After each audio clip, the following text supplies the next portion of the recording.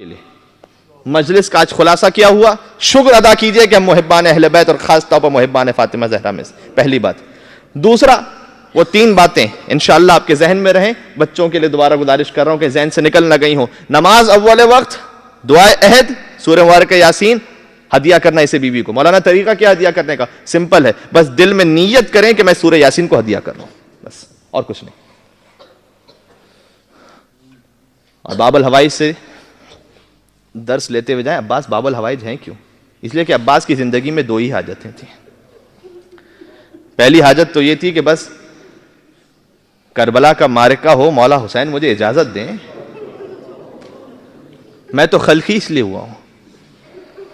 حسن شب عاشور کی روایت ہے نا، آپ ہمیشہ شب عاشور کی مجالس میں سنتے ہوں گے. زہیر قین نے کہا تھا نا کہ اے زہیر قین نے کیا کہا کہ اے عباس، کیا تمہیں معلوم ہے کہ تمہارے باپ نے ام البنین سے شادی کیوں کی تھی؟ کیا تم جانتے ہو؟ تو اس وقت عباس نے کہا تھا اتشجعونی یا زہیر، اے چچا زہیر، کیا آپ مجھے جوش شجاعت دلا رہے ہیں؟ میں جانتا ہوں کہ بابا امیر المومنین نے اس لیے ازدواج کیا تھا کہ انہیں ایک فرزند چاہیے تھا کہ جو کربلا میں ان کے حسین کا مددگار ہو سکے. اور پھر زہیر کو دیکھ کر کہا اے چچا زہیر، کل فقط صبح کے وقت میرے مولا سے اجازت دلوا دیجیے گا، ظہر ہونے سے پہلے پہلے دارالامارہ پر میرے مولا حسین کا پرچم لہرا رہا ہوگا، بس کل آپ مجھے اجازت دلوائیے گا. اللہ اکبر، اللہ رے صبر و تسلیم، اللہ رے رضا امام حسین پر اپنے نفس کو قربان کرنا. کہ امام حسین نے وہ جملہ شب عاشور عباس سے کہا جو مولا ابوالفضل عباس علیہ السلام کے حرم کے باہر لکھا ہوا ہے. یہ جملہ لکھا، اتنی معتبر روایت ہے کہ حسین کا جملہ لکھا ہوا. کب کہا کہ اے عباس، ذرا ان سے جا کر 1 رات کی مہلت تو لے کر آنا. اللہ اکبر. مولا حبیب ابن مظاہر کو بھیج دیجئے، مسلم ابن اوسجا کو بھیج دیجئے. کہا نہیں، کربلا کا میدان وہ ہے جہاں جذبات حکم امام پر قربان ہو رہے ہیں. نہیں عباس تم جاؤ، اجازت لے. لیکن مولا حسین جانتے ہیں کہ کتنا سخت مرحلہ ہے یہ، تو ایک جملہ اس وقت کہا. عباس کے لاکھوں فضائل ایک طرف، حسین کی ایک سند ایک طرف. عباس کو دیکھ کر کہا اجازت لے کر آؤ. بنفسی انت یا اخی، اے عباس، حسین کی جان تجھ پر قربان ہو جائے،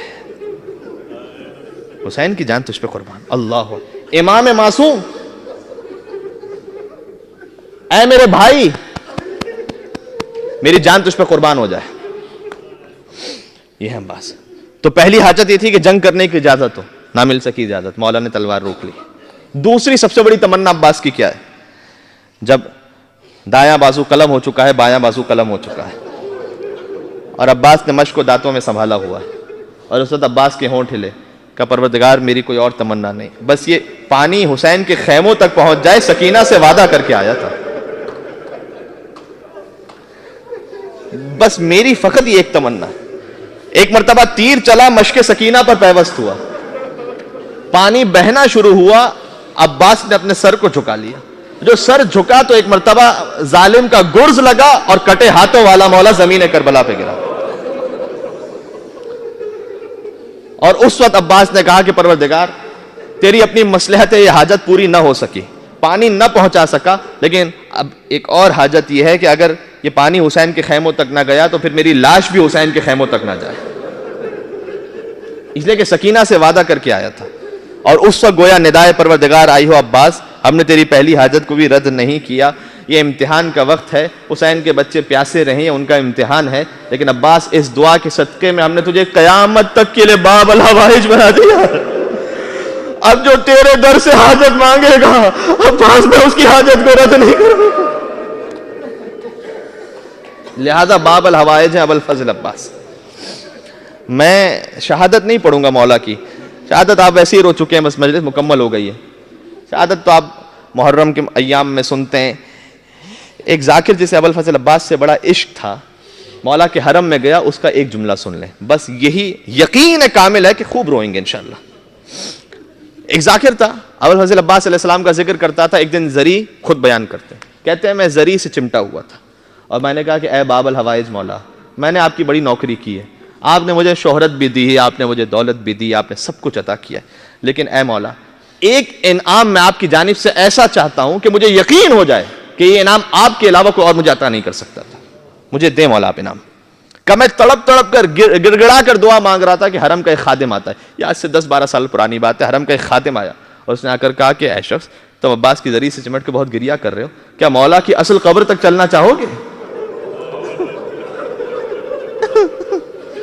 جو زیر زمین عباس کی اصل قبر ہے. ایک مرتبہ وہ ذاکر کہتے ہیں میں نے تڑپ کر کہا مولا آپ کریم ابن کریم کرے مولا, آپ باب الحوائج جو جیسے ہی میں نے آپ سے مانگا آپ نے فوراً مجھے عطا فرما دیا مولا.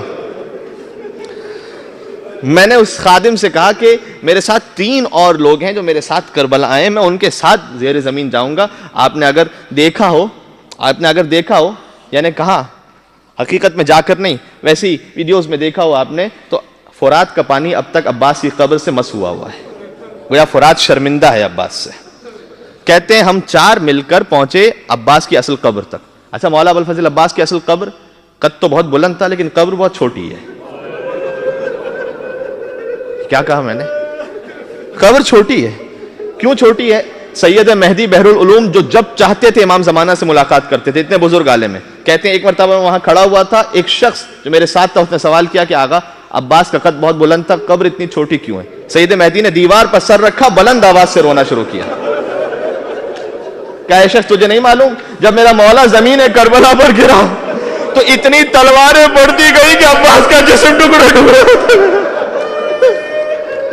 لہذا جب بیمار کربلا سید سجاد لاشوں کو دفنانے پہنچے تھے تو عباس کے لاشے پر پہنچ کر کہا تھا کہ ایک چادر منگواؤ. عباس کی لاش کے ٹکڑے چادر میں جمع کیے,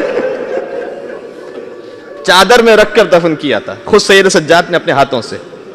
تو عباس کی قبر بہت چھوٹی ہے. کہتے ہیں جیسے ہی ہم, وہ ذاکر بیان کرتے, جیسے ہی ہمیں اصل قبر نظر آنا شروع ہوئی ایک عجیب عالم تھا. بہت کچھ سوچ کر گیا تھا کہ دعائیں مانگوں گا لیکن وہاں دیکھ کر کچھ سمجھ نہیں آ رہا تھا.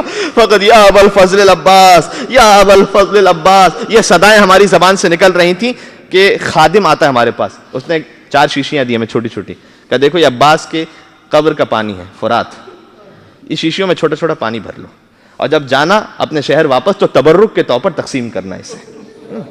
ہم نے وہ پانی بھر لیا. جب ہم نے پانی بھر لیا نا تو ایک منڈی بہاؤالدین کا سید ہمارے ساتھ تھا. اس نے کہا کہ اس خادم سے کیا مجھے اجازت ہے کہ میں کچھ اور پانی یہاں سے بھر لوں؟